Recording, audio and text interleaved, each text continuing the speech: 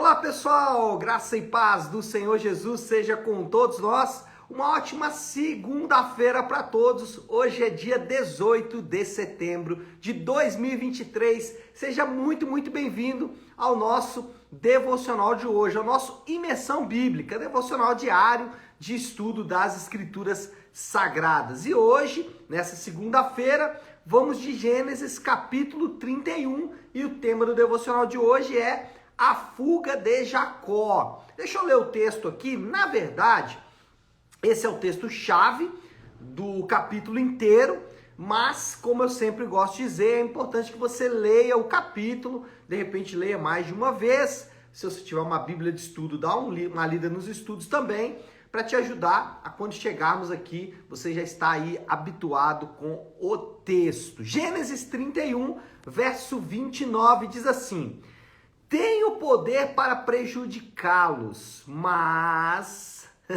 na noite passada o Deus do pai de vocês me advertiu. Cuidado, não diga nada a Jacó, não lhe faça promessas nem ameaças. Deus aparece para Labão e dá esse recado aí. Isso aí é o texto-chave, então, de Gênesis 31, ajuda a entender todo o capítulo. Eu vou fazer, como eu tenho feito normalmente, uma primeira parte explicando todo o capítulo e depois a gente vai ver algumas lições preciosas desse capítulo. Bom, Jacó precisa fugir do seu sogro, Labrão. É quase ladrão, né? Mas é Labão. Mas Jacó precisa fugir do seu sogro e decide então retornar na terra do seu pai.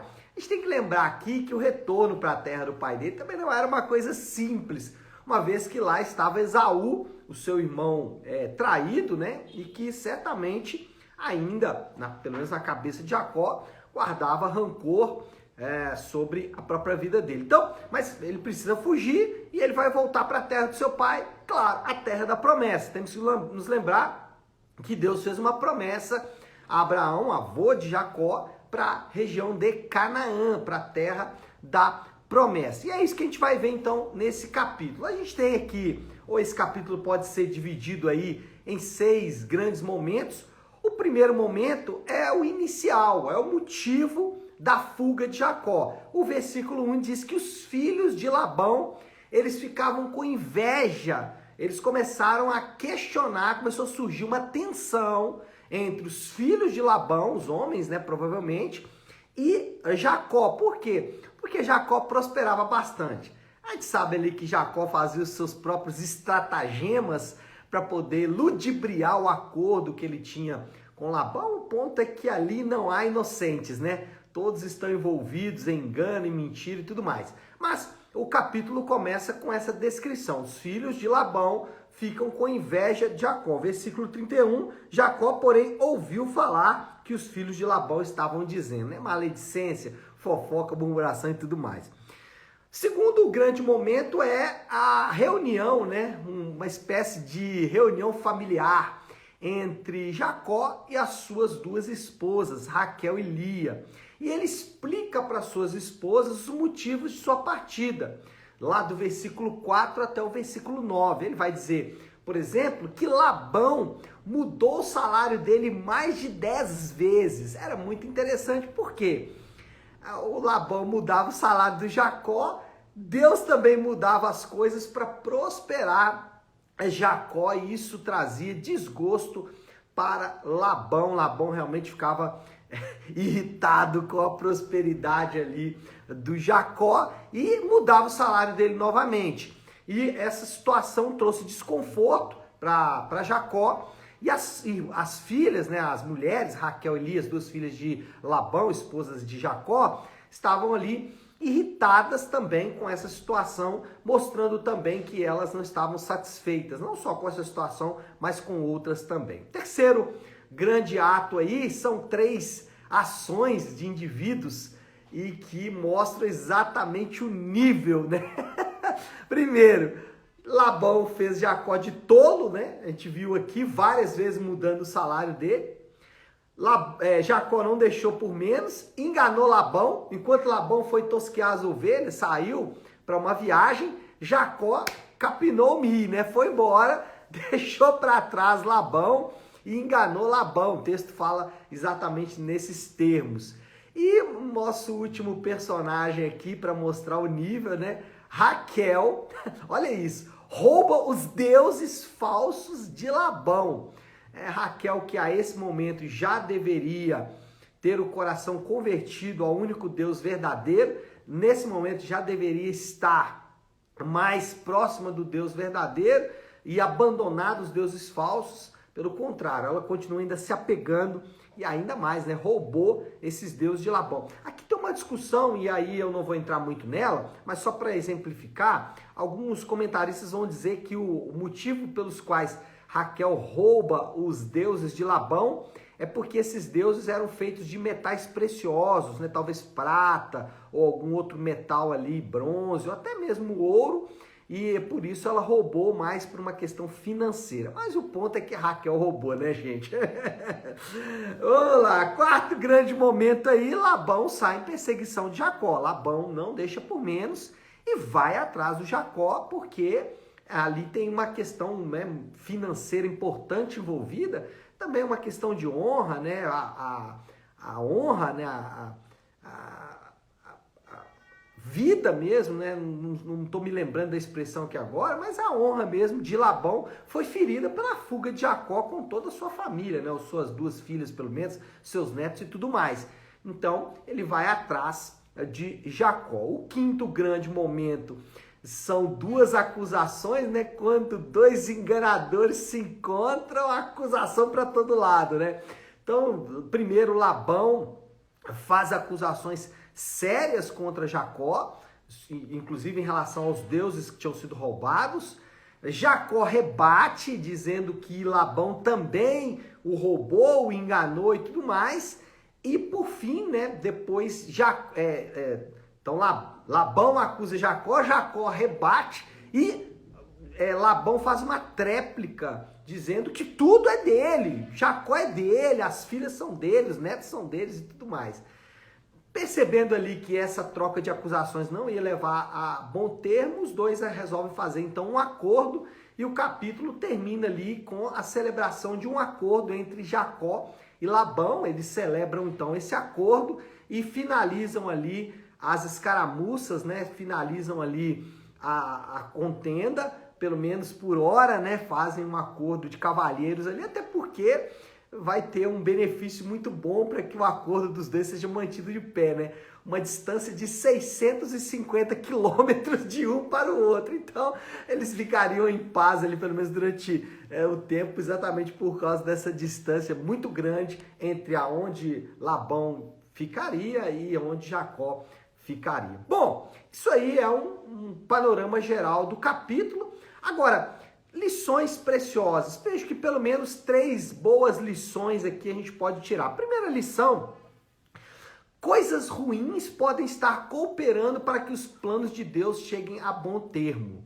Vamos lá, gente. Precisamos lembrar que Jacó, ele tem uma promessa em Canaã e não lá na Mesopotâmia, não lá na terra dos arameus, aonde ele estava agora, Padã Arã, aonde ele estava morando com Labão. Então ele não poderia ficar muito confortável ali. E toda essa situação, né, de coisas ruins, tudo isso que eu falei aqui que aconteceu, tudo isso estava cooperando, ainda que obviamente, né, os personagens são aí responsabilizados, cada um por seus atos.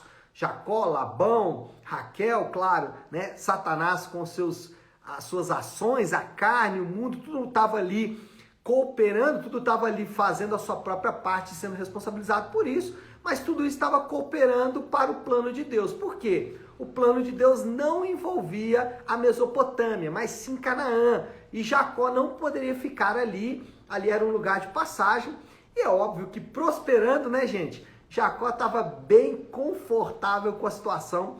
Contudo, a palavra de Deus diz que ele precisaria realmente sair dali, ele precisaria voltar para a terra da promessa. Então, primeira lição é isso: coisas ruins aí podem estar cooperando na sua vida para o cumprimento dos planos de Deus. Então, a gente tem que sempre se lembrar disso, que nem sempre coisas ruins são ruins. Isso mesmo, podem estar cooperando para o plano de Deus. Segunda lição é que pagar o mal com o mal nunca deveria ser uma alternativa viável, né? A gente vê aqui que o que todo mundo quis foi pagar o mal com o mal. Tô sendo acusado? Vou acusar de volta.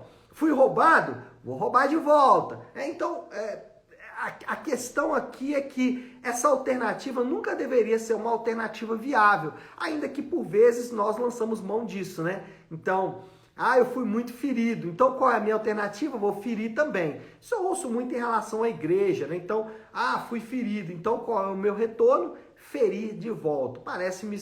Parece-nos que nunca é uma boa alternativa fazer isso. E a terceira grande lição aqui é que Deus, ele está velando pessoalmente pelo cuidado do seu povo. Essa é talvez a mensagem principal, o versículo principal do capítulo 31.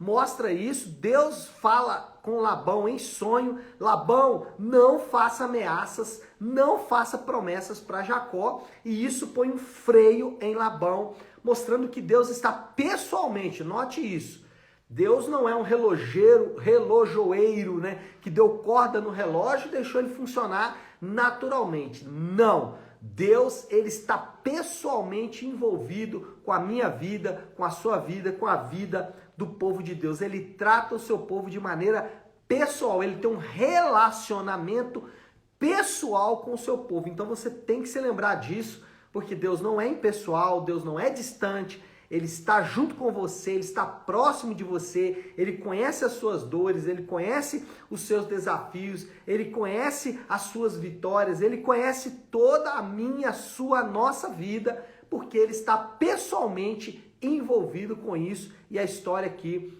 de Jacó mostra exatamente isso, e essa é uma lição preciosíssima desse texto. Deus pessoalmente envolvido para conduzir ou para cuidar do seu povo. Bom, moral da história, depois de tudo isso aí, o que a gente pode concluir de tudo isso que acabamos de dizer? Irmãos, penso que a confiança do povo de Deus, ela deve estar alicerçada na promessa do cuidado permanente do Senhor. Olha, não existe nada melhor para começar uma semana, para começar a segunda-feira como esta convicção. A nossa confiança, ela está alicerçada em uma promessa. A promessa de Deus de que Ele vai cuidar de nós mesmos.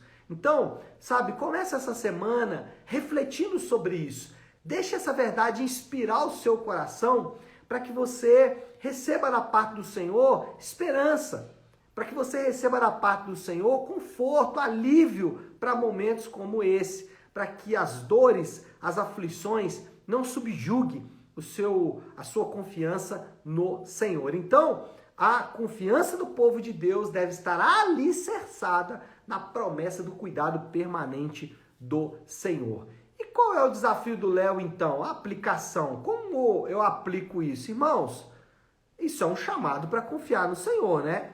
É um chamado para confiar no Senhor. E eu poderia aqui gastar alguns instantes para falar sobre confiança do Senhor, mas por hora vale a pena dizer que confiar no Senhor é entregar toda a sua vida, as suas alegrias, as suas dificuldades, os seus desgostos e também a sua saciedade a Deus. Se outras coisas são responsáveis por trazer alegria e saciedade para você, te convido nessa manhã.